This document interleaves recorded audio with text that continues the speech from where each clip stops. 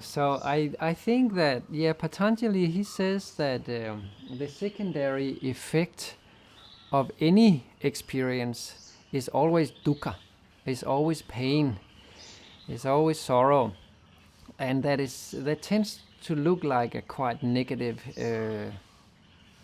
world view.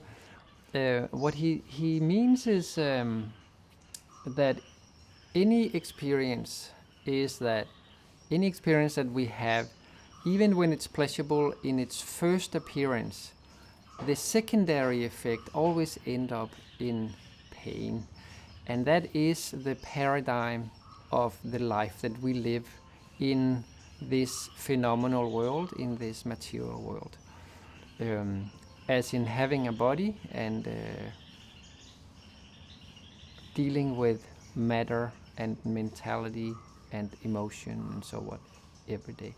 An example for that could be, I love so much chocolate cake, so I start to eat so much of it, so now I don't need any vegetables anymore, I don't need any fruits anymore, I only eat chocolate cake. Now, from now on, my health is gonna start to deteriorate, my energy is gonna start to deteriorate. And now I have so much love for this chocolate cake, so the love in itself has transformed from the kind of like the purity of the enjoyment to a craving. I must have this cake, and if I do not have this cake, I cannot live. So that is a little example of that. And the idea is that anything pleasurable creates the desire for more of that. So, and the desire itself is what drives us nuts, is what drives us off what is good for us. So slowly we start to move in that chocolate cake direction where no more carrots enter our lives anymore. So Patanjali's paradigm is that we function between what we like, what we do not like. We function between what we are attracted to and what we have aversion towards. Everything we have aversion towards, we push away by instinctive reflex. Everything that we have attraction to, everything that we like, we try to get more of.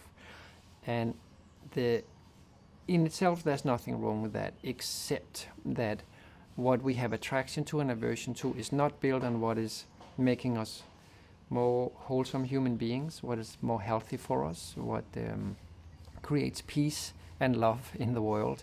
It is simply built on the patterning, the cultivation that we have been through previous to this present moment. And that's all. So at the end of the day, our instinctive reach into the world is unbalanced, and we must try to find a different paradigm to find this balance than what I like and what I do not like. The practice is a tool for that. We go in, we like to do backbending, but we don't like to do Chaturanga Dandasana. Guruji says you must do both backbending and Chaturanga Dandasana. The next person likes to do Chaturanga Dandasana but doesn't like to do backbend. That would be me. I do every day. So every day I'm confronted with what I like and what I do not like. And all the mental processes, all the love and hate emotions and relations I go through inside of me, I go every day into that, and I start to see slowly then all these ideas I have about a particular movement, a particular thought, a particular idea, a particular stance, that it's just unnecessary. I'm doing it anyway, and I should be doing it anyway, and afterwards it feels good to do it anyway. And slowly I start to realize that all these ideas in my head, they are not real.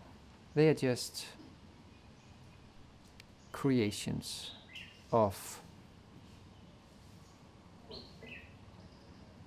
they are creation that seems solid and that seems to be significant in the moment, but they are not, and I can move through them. anyway. That's what the yoga practice tells us. That's what the asana practice is for, amongst others. And along the way, in the asana practice, we get healthy, we get stronger, we get more flexible, and so forward. That's a health benefit, that's a side effect.